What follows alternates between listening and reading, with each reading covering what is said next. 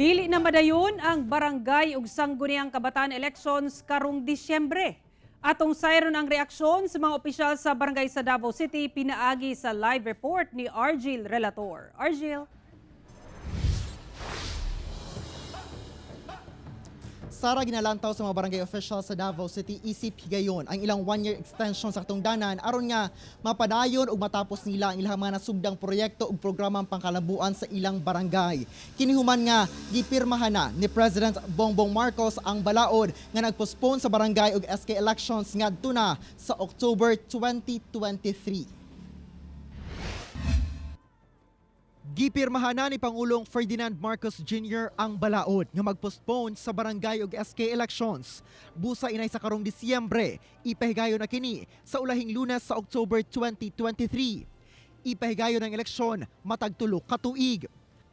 Alang kay Barangay Sentro Agdao, Davao City Kapitan Rene Estorpe, bisan kadtong wala pa gioktaba ang eleksyon, andaman matud pa sila sa piniliay. Sangli tulo ka tuig lang gayod ang usa ka termino, ubos sa balaod. Apan gamito nilang higayon ang usa pa ka tuig nga extension sa ilang katungdanan aron ipadayon ang ilang mga nasugdang proyekto. Nalipay lang po kay na-postpone just because we wanted to implement all the projects that we have already planning, no?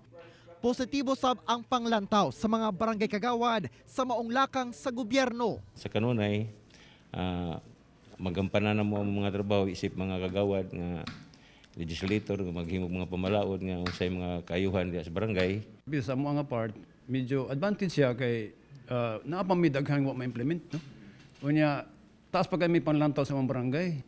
Muna among ipaningkamutan karon diri sa council kuyog sa among kapitan nga tanan diri dili lang sa kabaybayunan pati na sa among mga purok nga mapadayon ang among mga proyekto nga among ginapaabot dito sa ilaha.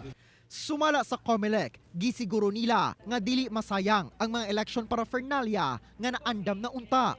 Ginalantaw nga ibalik ang voter registration sa katapusan sa Nobyembre o dili bakaha sa unang semana sa Disyembre karong tuiga. Among hangyo pod na mobalik sila og linya once na mag-resume na sa amuhang continuing registration and di na pod sila magpaabot sa deadline. Sara, sigon sa ipagula ang pahayag sa COMELEC karon lang hapon, gina-anticipate nila nga maka-register o maka-reactivate og more or less 5 million ka regular youth voters sulod sa unom ka bulan nga registration period nga sugdan sa ulahing semana sa bulan sa Nobyembre. Sara. Okay, dagang salamat, Argil Relator.